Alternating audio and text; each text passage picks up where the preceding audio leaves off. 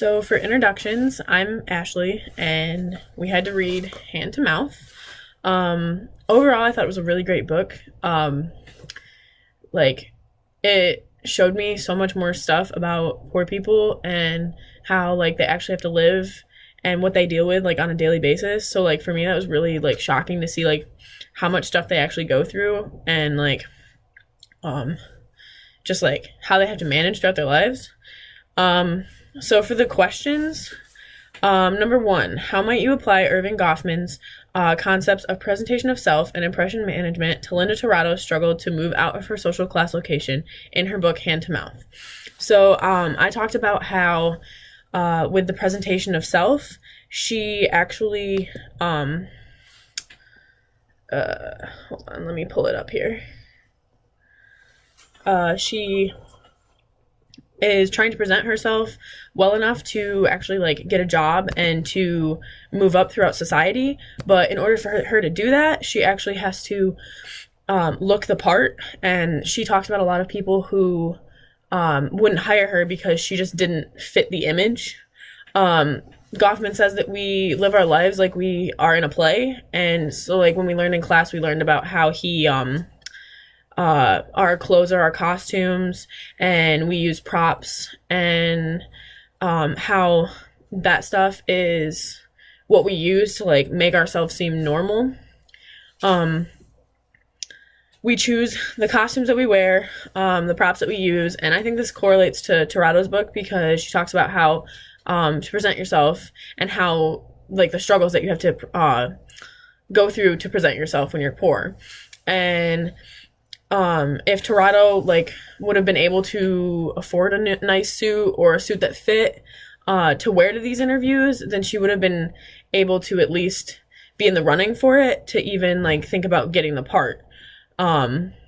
Because she talked about how one time she came in with a suit that was 3 times too small, and it didn't fit, and it was grabbing places that weren't supposed to be, fat rolls, and she came in and she didn't get the part, or didn't get the job, because she didn't look well enough, and she didn't fit the image that they were trying to portray. And another example that she uses is her teeth, because she can't afford dental care, and she can't afford anything to do with dental care, so taking care of her teeth wasn't really an option because she can't afford it, because of her car accident that led to her decaying teeth. And she said that she even learned new ways to eat in front of people. She learned how to talk with her mouth closed. She learned how to fake a smile where she didn't have to use her teeth. Whatever situation that she was in that she felt that she had to use her teeth, she avoided it, or she found it another way to get out of the situation. And then everyone has ideas of what's appropriate and what isn't, and it always seems to come down to appearance about what's appropriate and what's not. And the thing for me that shocked me the most is appearances shouldn't matter technically when you're getting a job. She talked about how one job she was qualified, more than qualified for the job, but the person that got it was less qualified than her but looked the part, when was able to buy that nice suit and to portray themselves well off. And she came in and how she portrayed herself was to the best of her ability, but it wasn't what they were looking for. And I think that is kind of ridiculous, because I know that appearances matter, and when you walk up to someone you have a first impression, but I mean, if someone's more qualified for the job, then they should be able to get that job. They shouldn't have to worry about if their appearance is well off enough to be able to get that job. It should matter about your qualifications first and then your impression. But in our society, we focus so much on how people look and how people dress, and it's all about how much you can have and how nice you look.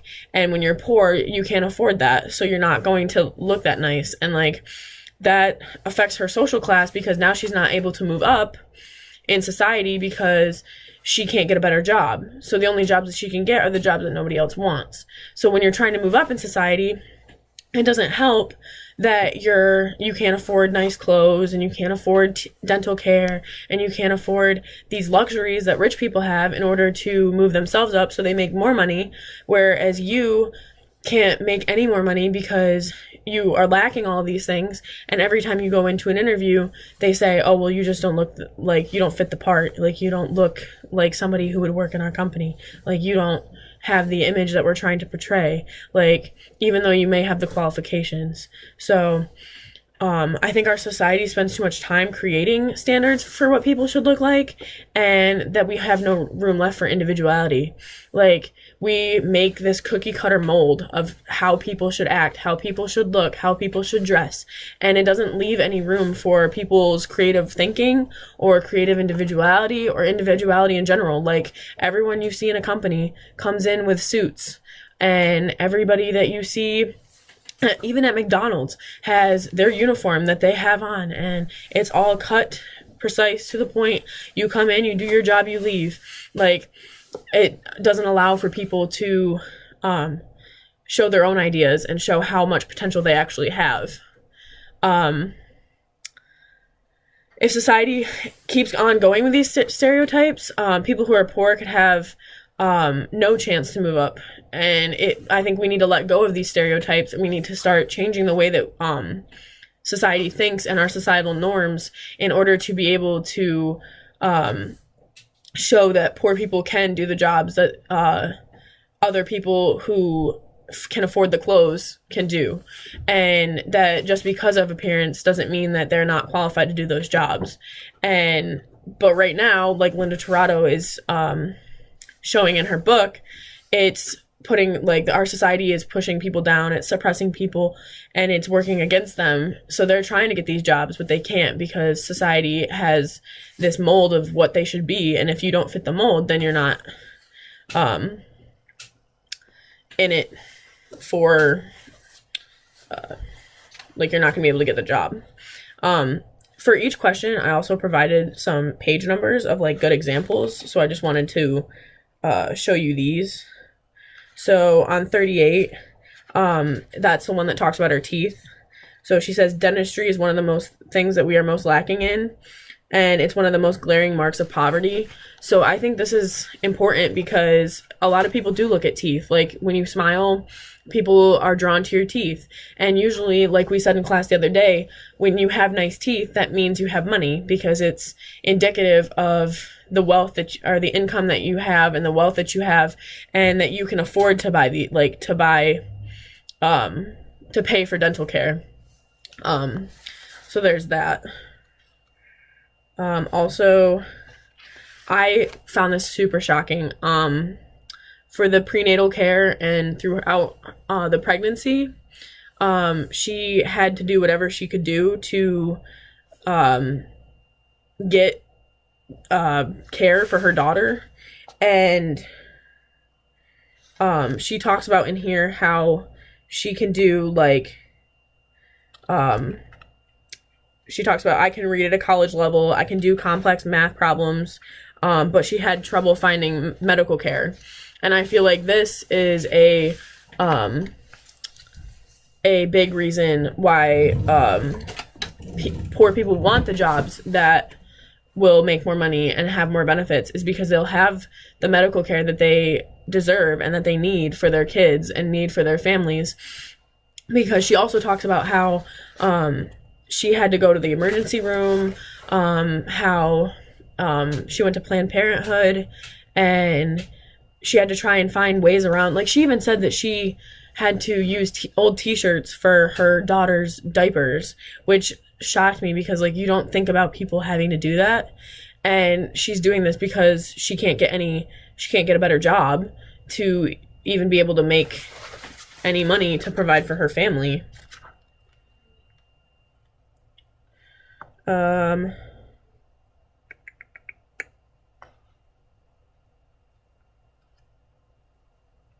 Yeah, I think that was it on that question. So the next question, according to Torado, why is securing stable housing and employment so difficult for lower income people? There was a lot of overlap between these two because, like, with the employment. But I said stable housing and employment are important difficulties for poor people that Torado talks about in her book. Stable housing and employment are dependent upon each other, because if you don't have steady employment, chances are you won't have stable housing. For Torado, stable housing was hard because poor people did not have access to the housing that was well taken care of or in good neighborhoods. Because of their status, poor people are given limited options when it comes to housing because they have limited resources. Torado gives examples of reasons why she had to leave houses in her lifetime.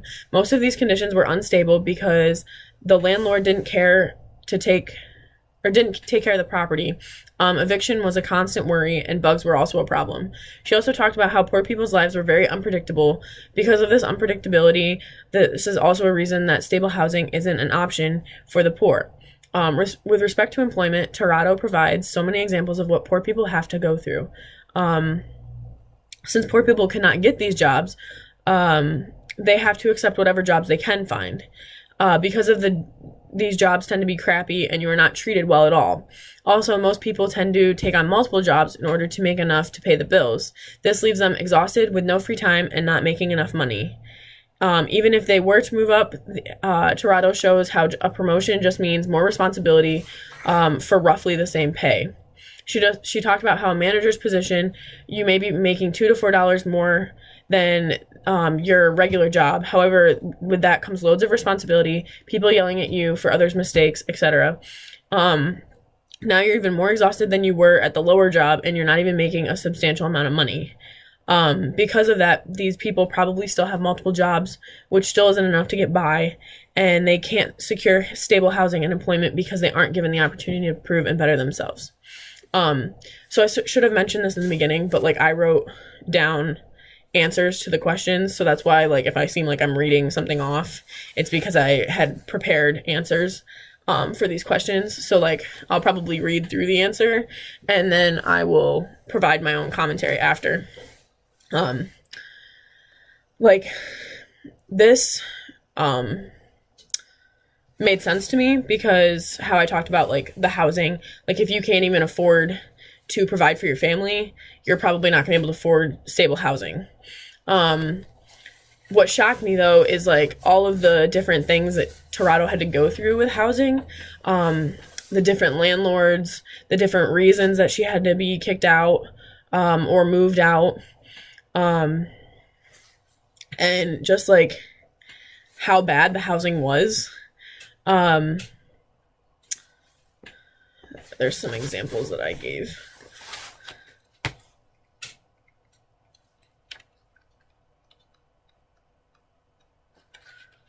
So this one is where she talks about the jobs.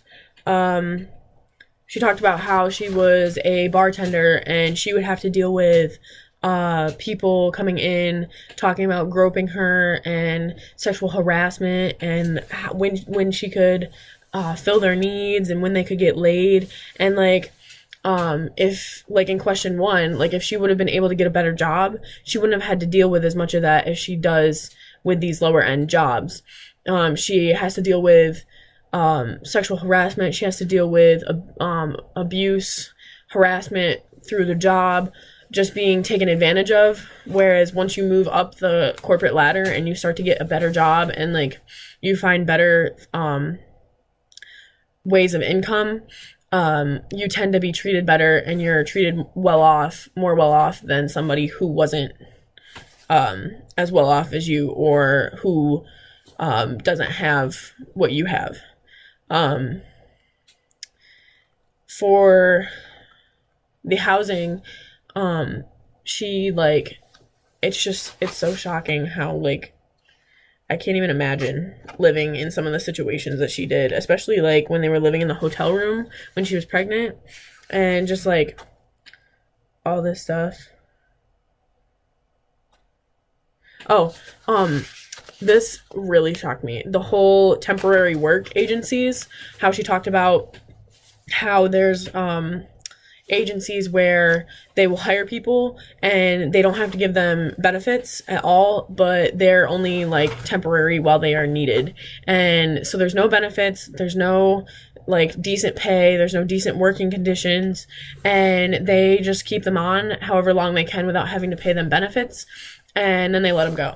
So it sucks because people will get these jobs, but they will have no job security. They'll have no way of like being able to know like how long they'll be at this job or how much they'll like get from this job. So it's hard for them because it doesn't give them a like I said, job security. So then because they don't have job security, then they're not going to be able to get stable housing because the housing costs more, and to get good housing it costs more. So if you're trying to pay for good housing but you don't have a steady job, then there's no way you're going to be able to afford that. Like, they go hand in hand with each other and they're interdependent. What was the other one? 23. Oh yeah. She talks about how you can get fired at the drop of a hat. How this is like another example of job security, but how she talked about like if you roll your eyes or you say something to your boss and he may be in a bad mood, like they can fire you whenever they want for not being productive, for coming in late, even though you may have a good reason. Like, she came in late multiple times because she had to walk to work, and work was over 6 miles away. So like she would come in late, or she'd have to work a first job and then come to a second job, and she was late to the second job, and then they'd fire her. But like, she had a good reason for being late because she was at another job, but to them it wasn't good enough because they need the people on shift. And like, that brings up another point, is when she was working multiple jobs, she would have like the each job, but then she would be missing parts of other jobs. So like when she was waitressing, she would be waitressing at the busy times, but when she took on another job, the job needed her during a busy time, so she couldn't make that extra money in tips from the busy time because she had to be at the other job. So like, then the jobs start to conflict with each other, and you end up not making as much money as you could if you had one decent, steady job. So it just, Toronto goes to show us how stable housing and employment are difficult for lower people to get because of how much they make. And this goes back to like the jobs that they're able to get. For question number 3, consider the ideas you have had about poor people. How does Toronto's book Hand to Mouth address or fail to address some of these ideas? Many of the ideas that I've had about poor people were definitely addressed in Toronto's book. Toronto talks about many of the stereotypes that people have about poor people. I like how she brought up about them being brought these up, but then presented an argument about how they aren't necessarily true. I also liked how she stated that not all poor people are under the stereotype. I agree with this because there are groups of poor people in each social class that create stereotypes. Toronto argues that these stereotypes are then projected to the class as a whole instead of the individual group. For poor people, this brings a negative connotation because people think that they are lazy, irresponsible, and uneducated. Toronto argues that poor people may be this way because of society they live in. For me, I don't think that poor people are lazy and irresponsible because I do understand that there are many reasons that people could be poor. However, given my background and my family, I feel that poor people can better themselves. Overall, I think that programs need to be reevaluated and changed so they can actually help poor people get back on their feet. So for me, the reason I say that I feel that people can better themselves is because my father came from I would say probably lower middle class. It was definitely a working class family, and he did not have any money. He did not go to college. He went into the military. He went into the Navy for 6 years, and in the Navy, he was able to do technical schooling with nuclear. It was like a nuclear technical school training thing, and he was able to do that. And because of that opportunity, he was able to get a job at a nuclear plant. And once he started working in the nuclear plant, he has moved up considerably throughout his career. So now he lives in the upper middle class. He can provide a great life for my sister and I, and he wanted to be able to do that. He wanted to, his parents worked hard for him to want the best for him, to have him be better than they were, better off than they were. So he came out knowing that he needed to work hard and he needed to be smart about what he did and take the opportunities that he could in order to better himself. And that's what he did. And now he's making a lot of money at a job that he loves to do. Maybe not all the time because he is a boss, so he has to boss people around. But he was able to take the opportunities that life gave him and turn them around for the better. And I know that not all people, all poor people have these chances. But if they have a chance where they can better themselves, they need to take it. And I also touched on the programs and everything that need to be reevaluated and stuff that needs to happen that way, because it really shocked me how when how Torado talked about how all these programs are so hard for people to get, that you literally have to be like living on nothing in order to qualify for some of the programs that are supposed to be for all poor people. And so like a lot of them, excuse me, she said that she didn't even qualify for because she didn't even, she made too much money, but she was still considered poor and couldn't make, like, could barely make a life for her family.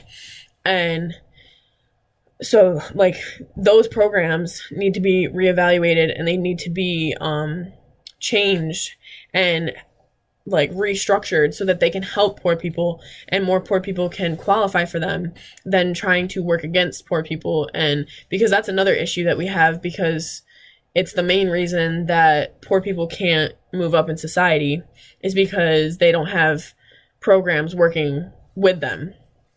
Also, I talked a lot about income inequality, and like we have been talking about this week in class for chapter 7. If there was not as much income inequality as there is right now in this society, in this country even, we would not be seeing the amount of poor people that we are, and poor people would not be as worse off as they are. So because the top 1% and the top 10% are holding all of our country's wealth, they, like, this distribution of wealth is uneven, and this leads to less access of wealth, and then they're not able to, poor people aren't able to have as much money as they could if the wealth was distributed more evenly. Because of this, they're not able to have, like, the choices. They can't make as many choices to better their lives, and they can't be effective with the choices that they make. So because of the inequality due to income, this is another reason that poor people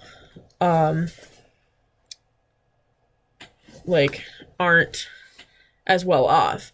I think that her book did address most of the stuff about poor people, and I think that it really shed a new light for me about how hard it is for poor people to move up in society and to like get programs that will actually help them. So that was really shocking to me, because I thought like all poor people qualified for food stamps and welfare and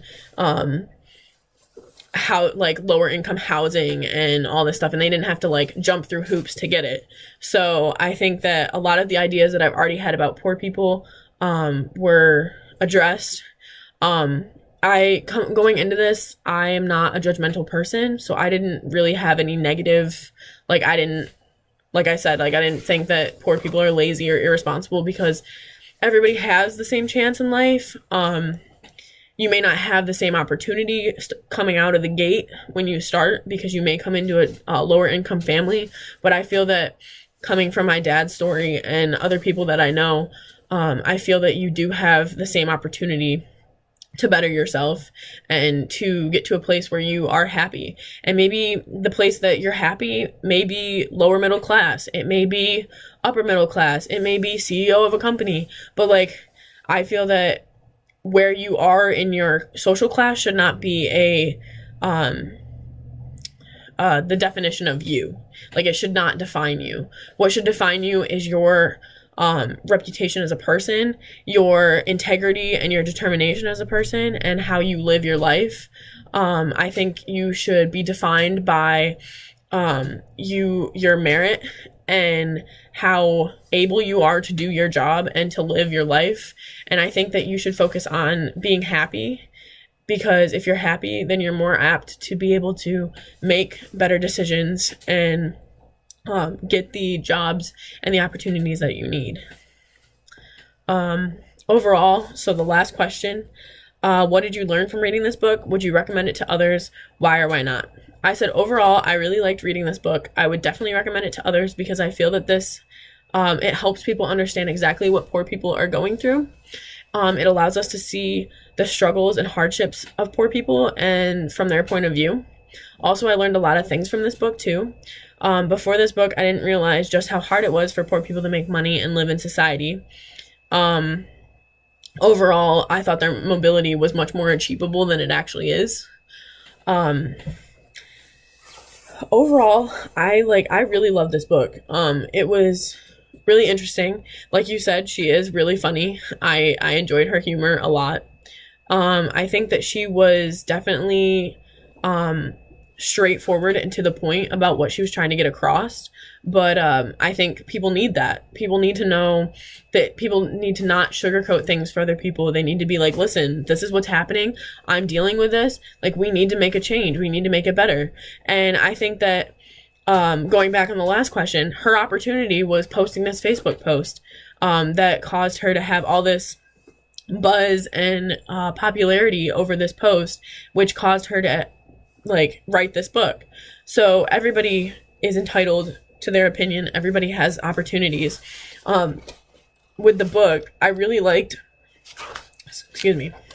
I really liked how the last paragraph, or not the last paragraph, the last chapter was to rich people. I really like how she set that up to say, hey guys, this is what poor people are going through. It's an actual struggle. And she gave ways to actually make it better. So she gave ways for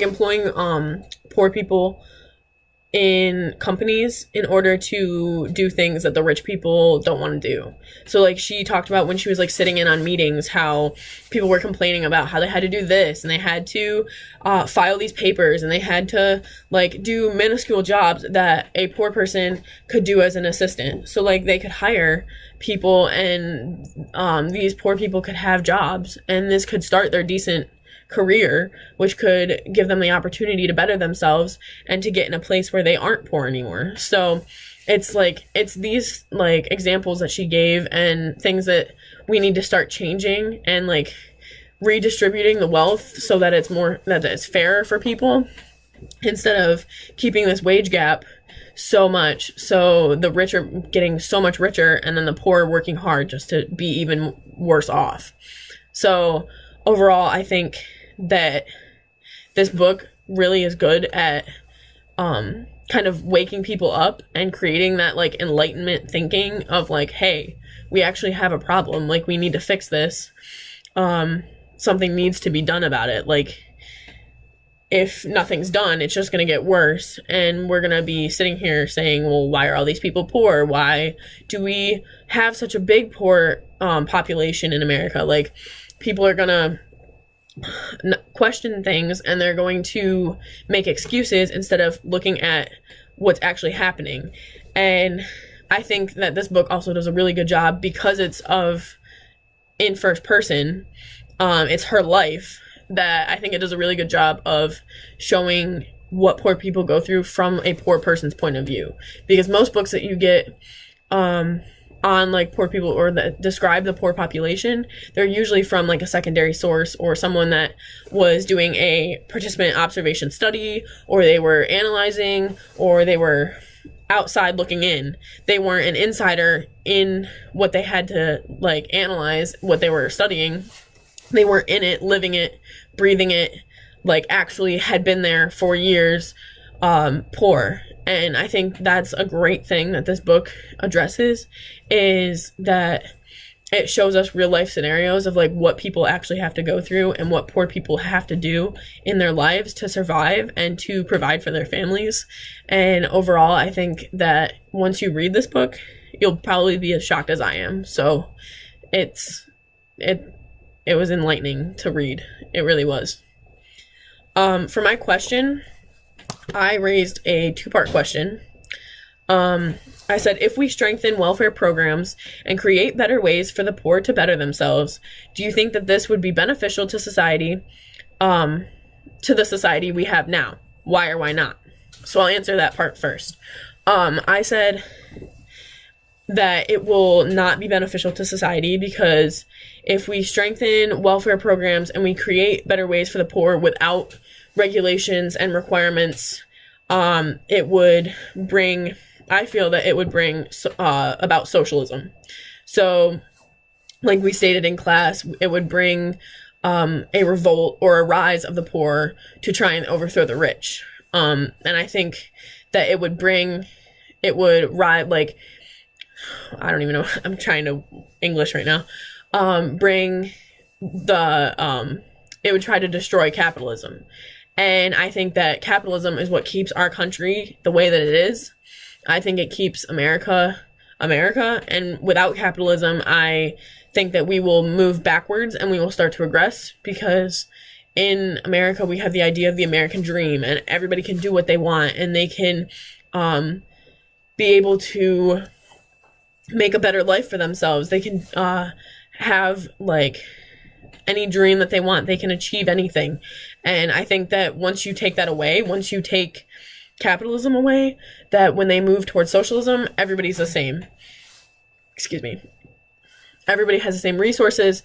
Everybody shares the same wealth. Everybody has the same thing. And one, because our country has been capitalist for so long, that'll cause major issues. But I also think that becoming socialist is not a good idea, because it would deteriorate those ideas and those mantras of our society. And a lot of people come to the United States as immigrants to make a better life for themselves, to make a better life for their families, to provide for their families, to live the American dream, and to take those opportunities and take those risks and succeed in their life. And I think without that, we would see a decrease in immigration. We'd see a decrease in people coming here. We'd see a decrease in the success of our country, because once people are given money to just sit there, that they're like, they're given a set amount, that they don't necessarily have to work, that you're going to see that people aren't going to work as hard as they did before. They're not going to make new things, come up with new technologies, invent new processes. Like, they're going to be like, oh, okay, well, I make money, so I don't really have to work harder. Like, I can just, sit back. And you're going to revert to a lazier society, and you're going to revert to a society that is going to regress in terms of the countries that it is currently competing with, because we're not going to have as many people who are more, like, apt to work hard, to compete, to have, like, those things. So I think that the programs need to be strengthened, and I think that they need to be changed,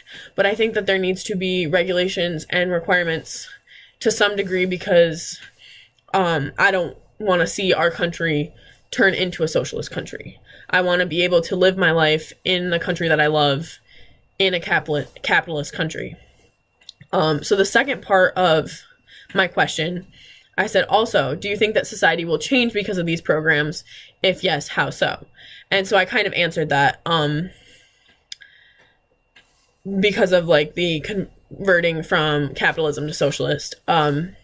As for the welfare programs, I think that they would be beneficial, because they would help the poor get, like, back on their feet, and they'd help them to like get the good jobs that they need to redistribute the wealth and have the wealth that they deserve, to have not as much of a gap between the rich and the poor.